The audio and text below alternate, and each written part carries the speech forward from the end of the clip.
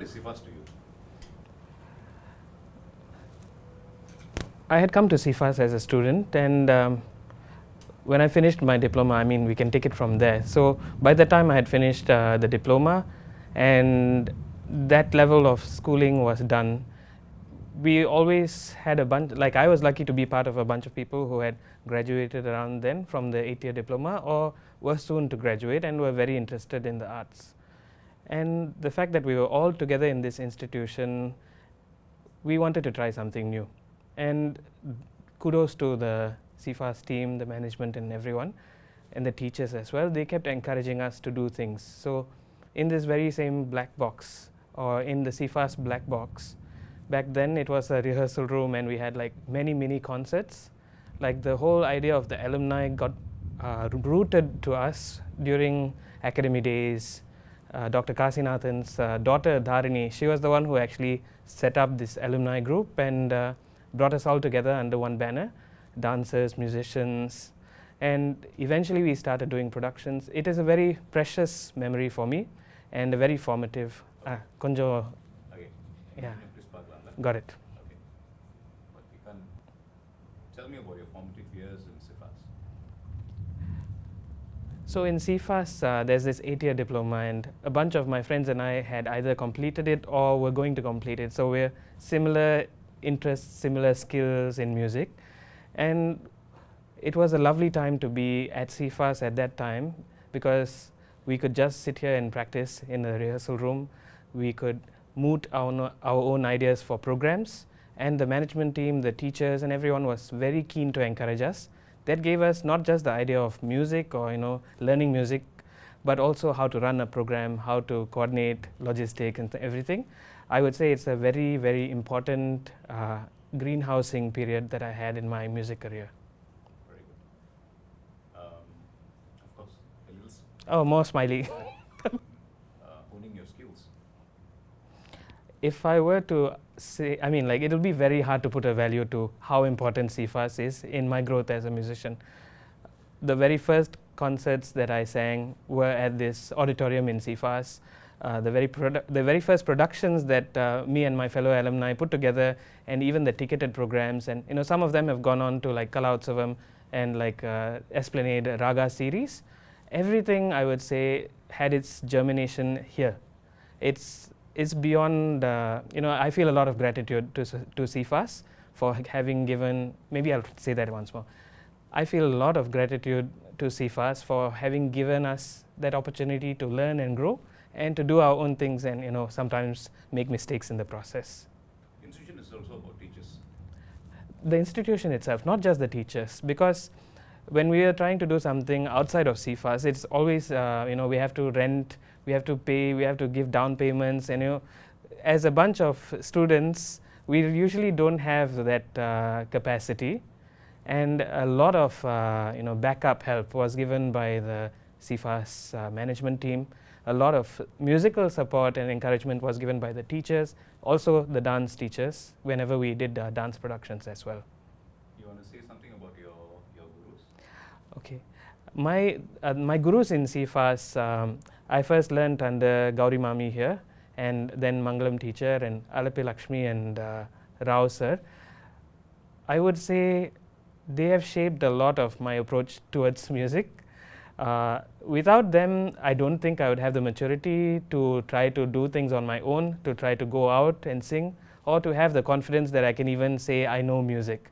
So CFAS as an institution has been instrumental to bring this quality, this caliber of teachers in such a way that there is no match to it in Singapore. Great.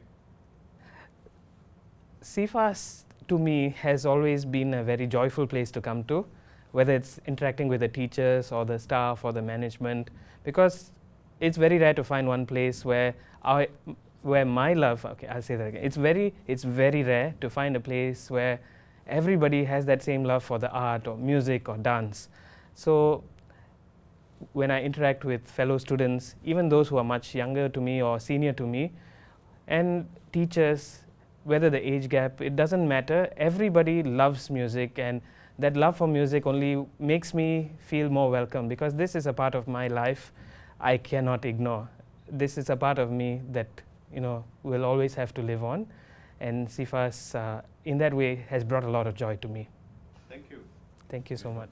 Thank you. Mike. My name is P.S. Somsekan. I'm the Honorary Secretary of CIFAS. Just to give you about the evolution of Festival of Music and Dance. To be precise, I proposed this to our management committee. 1 second. Talk about evolution.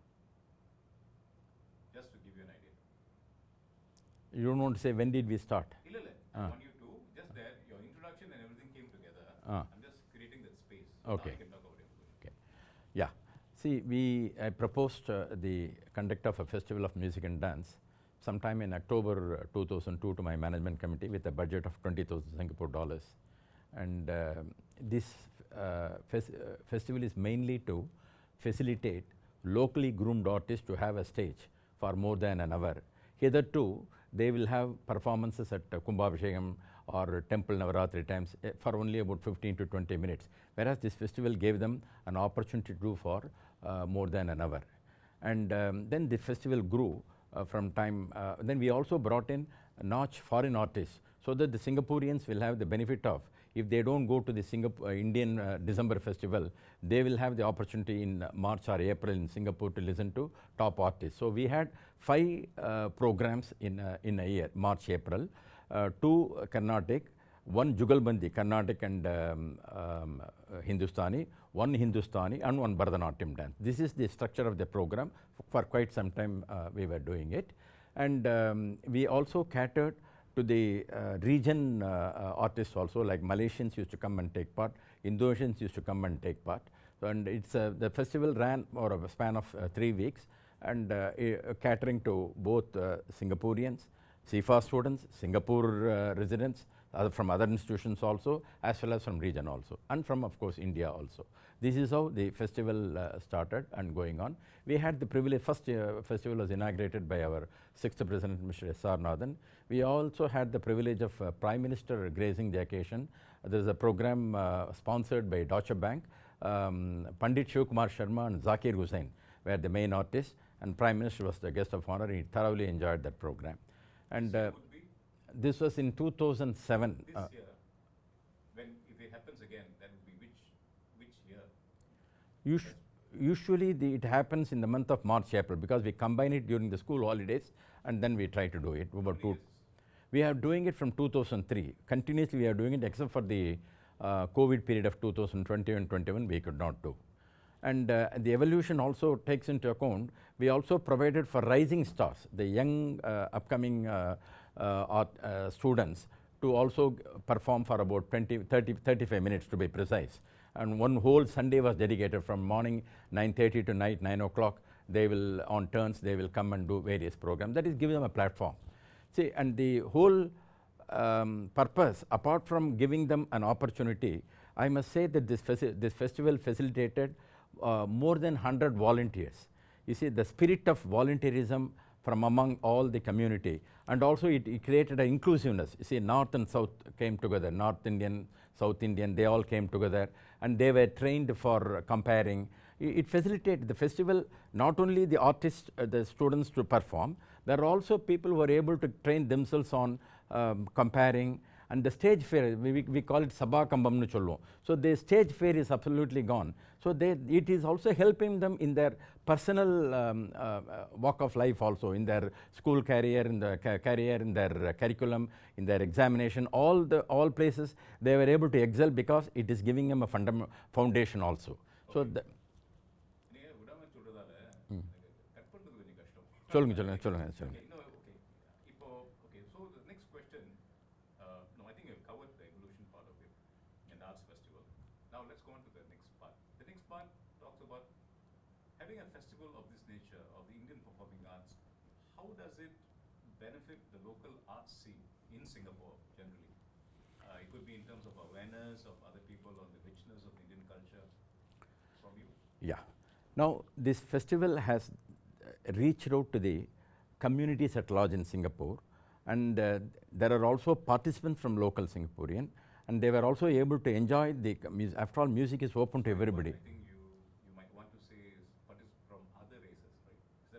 Yeah. Okay, let's try that again. Okay. Okay, how has it helped enrich the local art scene, Mr. Sundar? Yes. The festival has definitely facilitated reaching out to the, apart from Indians, it has also reached out to non-Indians also.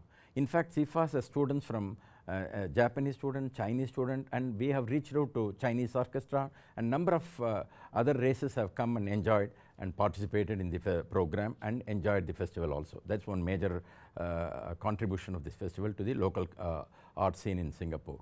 Apart from that, sorry. Can you? How has it enriched in data? Yeah, Good so far. so far, okay. I'm trying to figure out enrichment. What should I say? And go.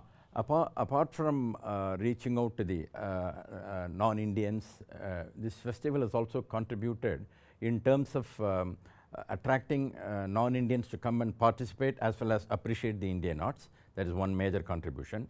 And in fact, Singapore Tourism Board has also taken this festival into their calendar and facilitated foreigners to come and also come and take part in the festival, enjoy the festival and all that. So it has reached out to that far. And the Singapore Tourism Board has, in first 2 years, they were even contributed to CIFAS festival, and they are also keen on supporting the festival, like reaching out to the others also. Even at the airport, there will be mention about the CIFAS festival and all that during that time. It has enriched Singapore island in a larger way, because all races have been able to appreciate. This is an iconic, this event is an iconic event in the art scene of Singapore, and people have been looking forward to as whenever March or April comes in. Thank you, sir. Finish? There's something do you want to register? I have my material. Right. There's something that you want to register. See, it's not easy organizing and Yeah. festival year after year. You want to say about that? Yeah, I mean, it takes a lot of work. Yeah. It takes a lot of determination. Yeah. Um, I'll tell you. Just say when you are ready. I'll. Can you brief us over that? Solra. Okay. Audio, can you monitor for me, please? Okay. Stand by and go. Okay, organizing as festival of this size and nature is not easy, and thanks to the number of volunteers, we have a festival committee, and that committee is meeting periodically, and it's purely a labor of love. They keep aside all their work, and every evening they come and then they plan, and they take part in various subcommittees. That is, name anything. There are about, the committee itself has about 20 members, and then there are volunteers about 100. So with these support, we were able to run this festival so far without any hitch. Okay, good. I think we have a complete. Enough? Sure. Could you introduce yourself? Hello, my name is Sai Akileshwar, and I'm pretty much an alumni of CIFAS, and I've been learning from the year 2007. Can you reminisce your journey with the institution? It's actually a long journey for my age, if I may say. Whilst I started learning in CIFAS from 2007, I was previously from a different organization called Temple of Fine Arts. Nevertheless, we still took part, me and my brother still took part in the CIFAS festival from day one, where it was held at the auditorium. Okay, let me stop you there. We'll do this again. Okay. I need a bit more energy. Okay. Let's not compensate for the silence here. Okay. Match, you see my level? Okay. That has to be audio level. Sure. And a bit more energy, okay? Okay. Sure. சாப்பிட்டாச்சு. Yeah. Ready? Okay. And you talked about your reminiscence. Yeah. Go. Okay, so whilst I started learning in CIFAS from the year 2007, I previously was from a different institute called Temple of Fine Arts.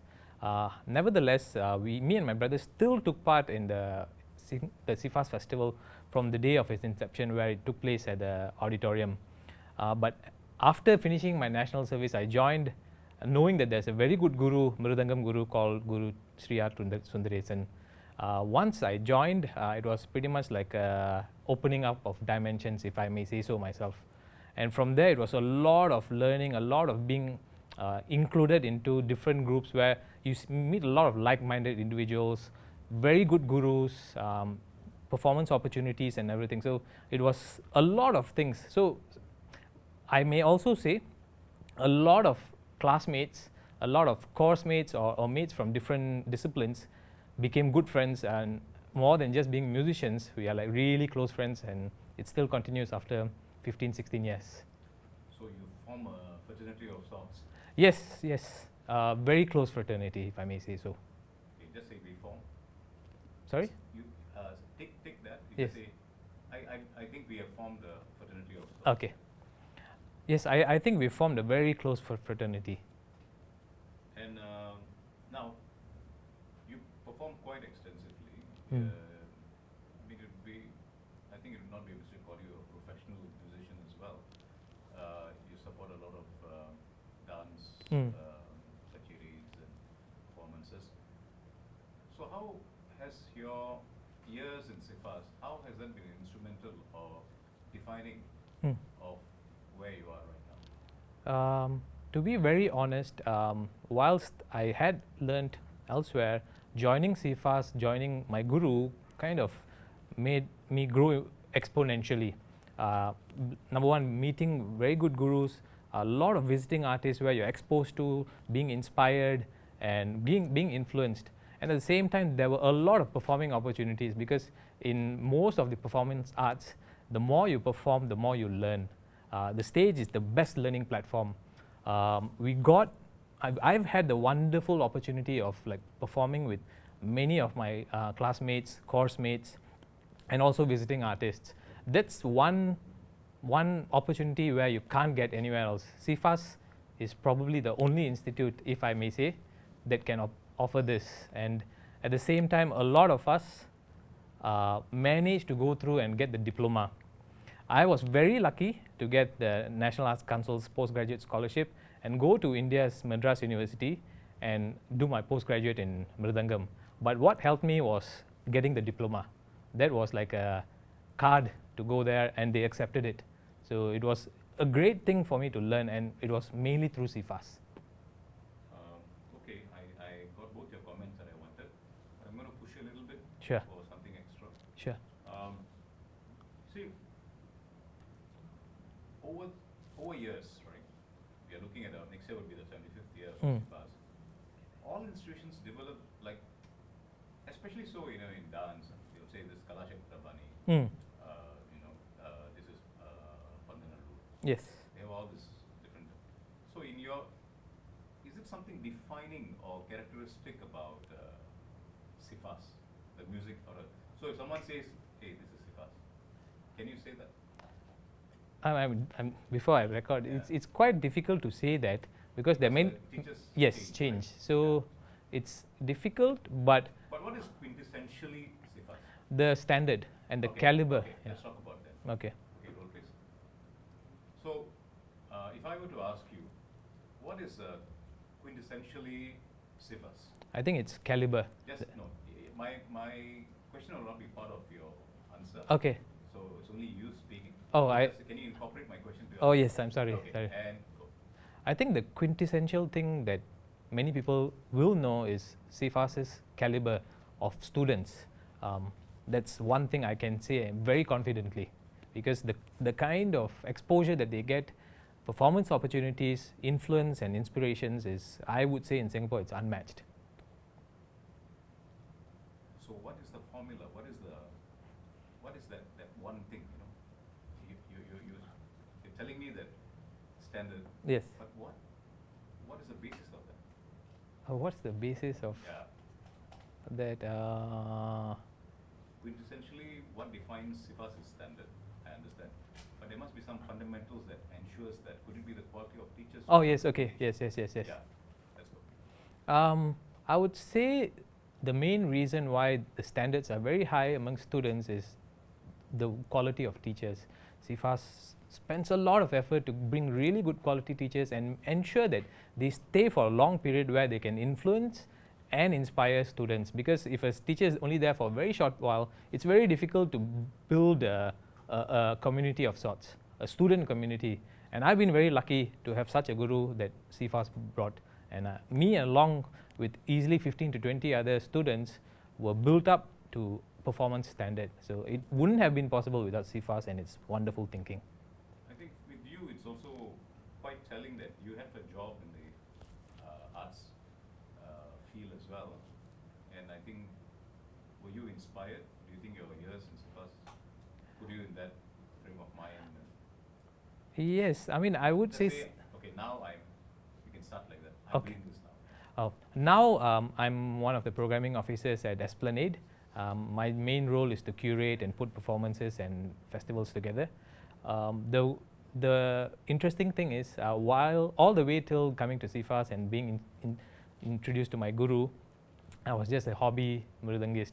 The moment I joined, things changed, like I said, exponential growth and literally opening up of new dimensions. And when I really started to understand that this is a viable option as a full-time career, I then went on to do my master's in India with an idea of becoming a full-time musician in India.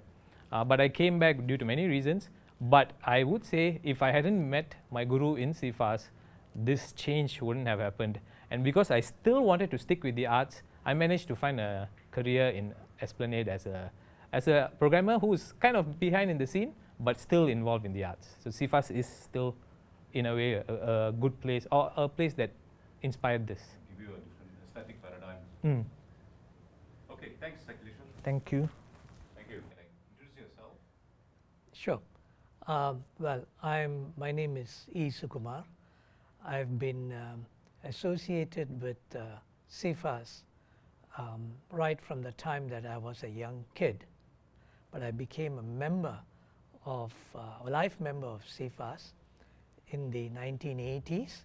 And soon after that, I was part of the management committee of CIFAS for many years. Yeah. Okay. This is just for Yeah. It's a voice signature. Sure. Let's go on to the chat. Chat. See Yeah. that, my difficulty is I only have like 1 minute or 1.5 minutes to include everything that you have to say. Right. So the response, try to keep it. If you can do it as vignettes, it will be good. Yeah. Okay. Right. So, so this is 1949, years that followed the Second World War. Of course, people were redefining their lives after the interruption. And,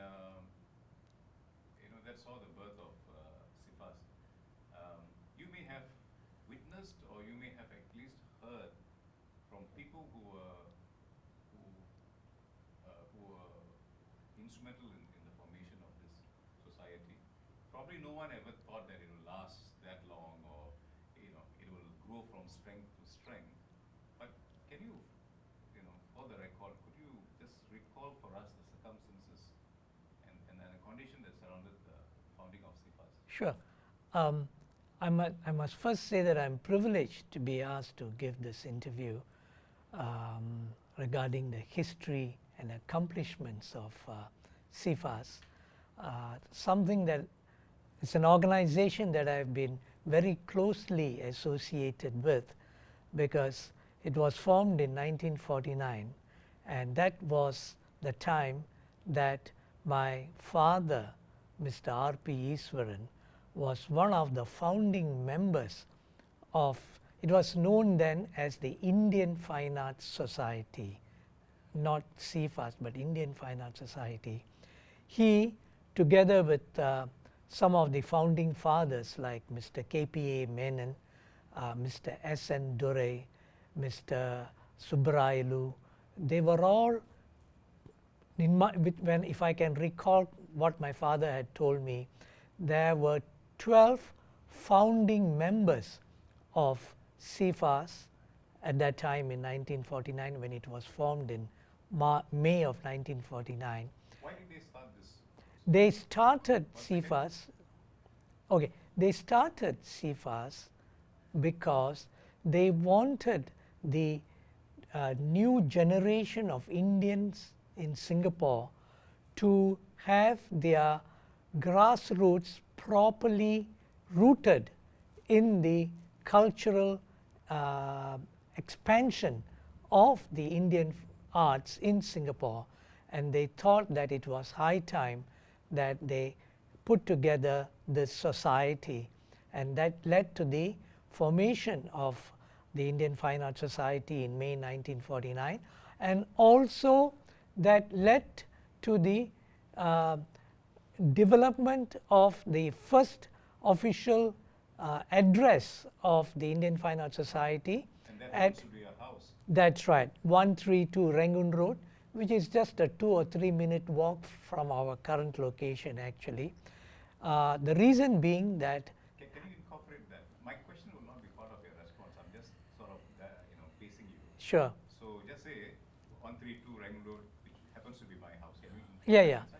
And so tell us. Yeah, so the official address of the Indian Fine Arts Society was 132 Rangoon Road, and that was the official residence of my family as well as the other founding member, Mr. S. N. Durai's family. Both the families were living there, and that became the venue and the first official address of the Indian Fine Arts Society. So any organization, if you look at the beginning, it will not be as glamorous, as it would then become. So tell us about the beginnings. Tell us about the germination period. Yeah. From what I can recall, this is what my father has told me. In the 1950s especially, Indian Fine Arts Society, when it was formed, was not so much into the classes, but rather it was in providing for programs, concerts and things like that, including dramas and all that, to expand the scope of the Indian arts in Singapore. The classes started a little later in the 50s, I think, from what I can recall. In 1959, Indian Fine Arts Society established its academy, and that is when the classes, especially in Bharatanatyam and in Carnatic music, started. And we had, from what I recall, tutors like K.P. Bhaskar, Shankari Krishnan. Quite a few of these people were the first gurus and tutors who started the classes for the students, and that led to the expansion of the education mission of CIFAS. And of course, as the classes grew and the school sort of, took a larger dimension, the premises must have moved as well. Indeed. From what I recall, the first classes were probably conducted in a few private homes, like my Rangoon Road house I just mentioned to you. And soon they moved to Kamala Club, which was next to the Indian Association in Balestier Road, and classes were held there. And after that they moved to, I think, St. Michael's Road. That was a venue. Point of correction, I'm not Yeah. sure. Kamala Club wasn't it along Malmin Road? That's right, next to Indian Association. Yeah. Yeah, Balestier Road, Malmin Road. Okay. Next to, Can we take that Yes. portion again, please? yeah. Okay. So as the classes Yes, so they moved to Kamala Club, which was located along Malmin Road, Balestier Road, next to the Indian Association. And as the enrollment increased, the classes moved to the venue, a new venue, for a short while at St. Michael's Road. Yeah, before the Indian Association, the Singapore Indian Fine Arts Society was located at the old Rumah Miskin police station at the junction of Balestier and Serangoon Road. But this was probably in the late 70s or 80s. and after that they have moved to a few other locations. And Sorry, I think they were there till mid-90s. yes, I think so, yeah. Because I used to attend classes there. There, yes. It started in the 80s, and then, Can we take that for a RAO Miskin? yeah. Let's talk about Yeah. So Rumah Miskin police station, which was vacated, Indian Fine Arts Society moved in there, and the classes were being conducted there from the early 80s for a good 10 to 15 years, I think, until the mid 90s as well. Yeah. So that's how CFAS was able to expand. Yeah. And they moved to the current location here, I think about almost 25 years ago, I think in the late 90s or early 2000. Okay. So you did address the motivation for starting this classes, but there must have been some defining principles that you still see alive today. Can you talk about that? Sure. The defining principles which have been kind of rooted within the Indian Fine Arts Society have been: one, the cultural dimensional growth of Indian arts in Singapore; two, cultural bonding, that was also extremely important as a principle; and three, involving not just the donors and benefactors, but the members and also people who were very closely associated with the expansion of the Indian fine arts in Singapore. Okay, I've got what I wanted from you. Yeah. I'm going to push you for just one more question. Yeah. That's all right. See, any organization or any society of any persuasion always faces a challenge, of survival due to many reasons. And I think CIFAS may not have been an exception in that respect. Can you recall any trying times for CIFAS? Like COVID was the most recent, but we had technology to sort of circumvent that. But in the initial years, what are some of the challenges? I think there were quite a few challenges in the initial years. Mainly, it was a question of involving the members into, organizing the various programs and activities and expanding the role. Also, I think at the same time, the expansion of principles, as I mentioned earlier, saw a few of the milestones making really a headway insofar as the society was concerned. Like, for instance, the Kalaratna Award. That was, I think, in 1986, which CIFAS first started. After that, there were instances like the Festival of the Arts that was started some years later, and that became an annual affair, expanding the scope of the arts program being extended. And the festival up to now, it lasts for few weeks, several weeks actually, and that's really good. And then the third milestone I would put as the examinations. The exams have been conducted for a few decades actually, and I'm very happy to say that the way that the exams are conducted in a very resilient and transparent manner has benefited CIFAS tremendously. So these were some of the expansion benefits that have solved the earlier problems that were associated with CIFAS. And I think that has contributed to the rise in stature of CIFAS as an academy, recognized by institutions like the Madras University, Indeed. even Kalakshetra. Indeed. Talk about that maybe. Yeah. Final. Yes. Now, that's where I think CIFAS has really grown in strength. I wanted to mention this also because in 2022, last year, the CFA's production company was established, and one of the reasons for its launch was really having an international platform for the Indian arts in Singapore to move across.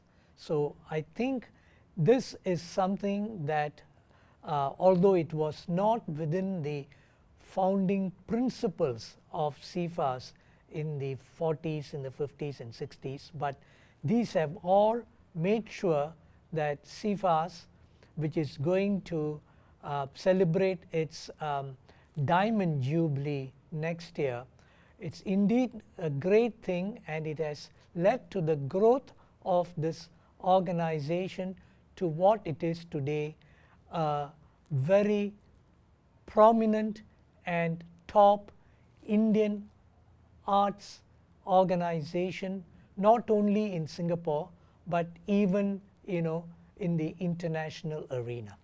Thank you. Thank you, Mr. Zuma. Thank you, that's right, thank you. I hope it's all right.